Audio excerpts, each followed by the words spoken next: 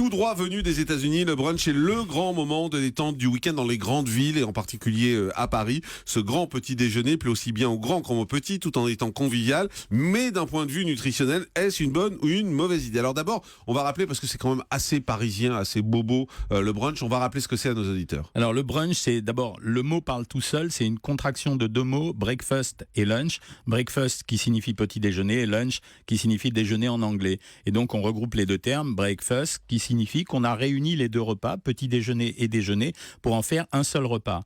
Alors la tradition américaine, un peu comme la tradition française, c'est la grasse matinée du dimanche. Sauf que quand on se lève le dimanche et qu'on veut manger en compagnie, en général on assure le breakfast, c'est-à-dire le petit déjeuner du matin qui se limite à un café, et puis on va faire le repas du midi et on va en profiter pour y nicher en quelque sorte les aliments du petit déjeuner. Si c'était simplement un déjeuner, finalement ça n'aurait aucun intérêt, ça serait juste le déjeuner du midi qu'on aurait reporté vers 13h par exemple. Là, on va incorporer des produits qu'on peut manger fréquemment au petit déjeuner et qui seront finalement le repas du milieu de la journée qui aura contracté ces deux choses. Et là, on va trouver toutes les incarnations du petit déjeuner dans ce brunch. Donc c'est bien ou pas de faire un brunch? Alors en réalité, oui, j'ai déjà expliqué à de nombreuses reprises que la répartition des aliments dans une journée n'avait pas grande valeur. Ça signifie qu'on peut très bien manger un repas par jour, 2 repas par jour, 3 repas par jour, il n'y a pas d'incidence sur la santé. La problématique, ça reste de retrouver le nombre de calories qu'on doit consommer dans une journée, et deuxièmement, d'avoir un repas équilibré, quelle que soit la répartition des aliments, c'est-à-dire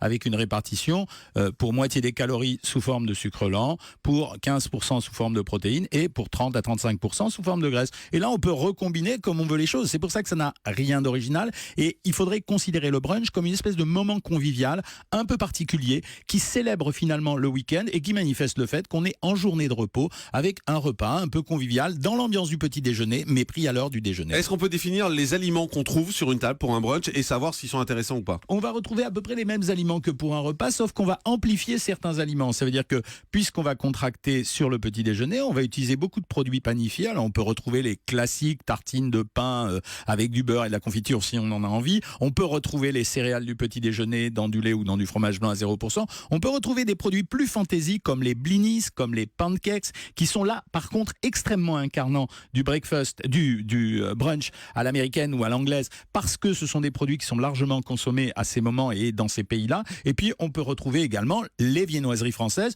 et ce qui est assez curieux d'ailleurs, puisque on remarque que les Américains qui étaient peu consommateurs de viennoiseries et beaucoup consommateurs de pancakes et de pain sont en train de se retourner, notamment dans les grandes villes américaines, vers les viennoiseries françaises qui font littéralement un tabac. Ça, c'est la première catégorie d'aliments. La deuxième catégorie totalement indispensable, ce sont les protéines. Alors il n'est pas l'heure bien sûr de se faire griller un steak, c'est pour ça qu'on préfère sur les brunchs prendre des roast beef froids, du poulet froid, des tranches de saumon fumé qui sont très incarnantes du brunch, ou bien encore les œufs. Alors là, sous toutes les formes que vous souhaitez, œufs brouillés, œufs en omelette, œufs au plat, et ça c'est vraiment l'incarnation du brunch. Et pour les plus coquins d'entre nous, on mettra à l'intérieur soit du lard fumé, soit du bacon, histoire de ressembler réellement à un Américain. Et puis il va falloir qu'on ait des Physiquement, fibres. vous voulez dire, ou juste dans le plat? Attendez, j'aborde un chapitre qui vous intéresse, Jean-Marc, Dites-moi. les fibres. Vous savez, la notion de légumes, etc. Oui, c'est comme ça. Et alors, les fibres, il y a deux possibilités. Encore une fois, soit on va les prendre sous forme de petites salades, façon américaine, c'est-à-dire les tout petits dés coupés, ou alors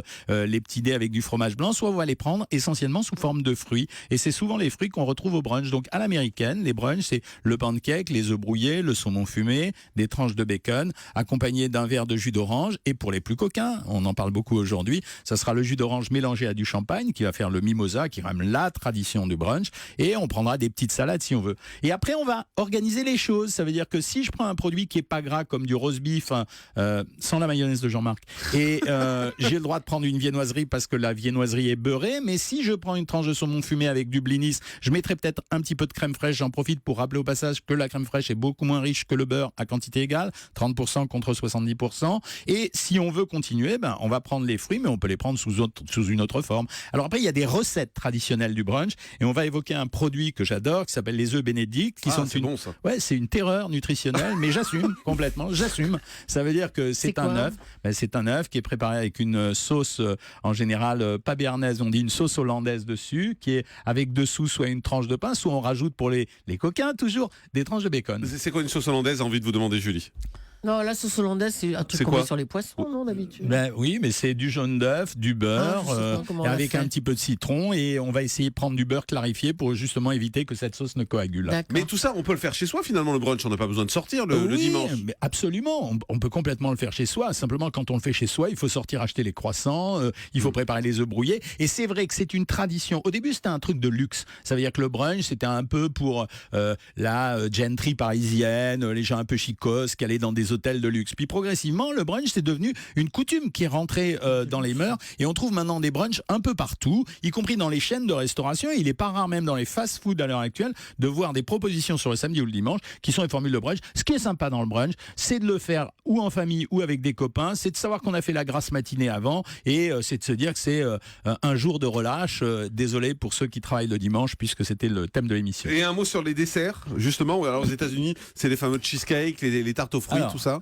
Un truc pour vous terroriser. Je ne donnerai pas ici le brunch de Jean-Marc Morandini. Vous comprenez, parce que les œufs vous êtes bénédicts gentil. et le cheesecake, c'est une catastrophe. Le C'est cheesecake, tellement bon. c'est une horreur diététique qui est délicieuse à consommer, comme malheureusement toutes les horreurs diététiques. Ça veut dire que c'est un gâteau au fromage, mais il faut prendre des fromages gras pour faire ça, avec une pâte sablée qui est relativement riche. Et donc, c'est quand même l'incarnation aussi du brunch. Derrière, vous pouvez prendre des tartes aux fruits. Et puis, on peut prendre les pancakes. Moi, pour ma part, c'est ce que je fais. Enfin, quand je fais attention. On peut les prendre sous forme de dessert en utilisant le sirop d'érable. Et là, ça devient un dessert sur lequel on peut rajouter un peu de fruits.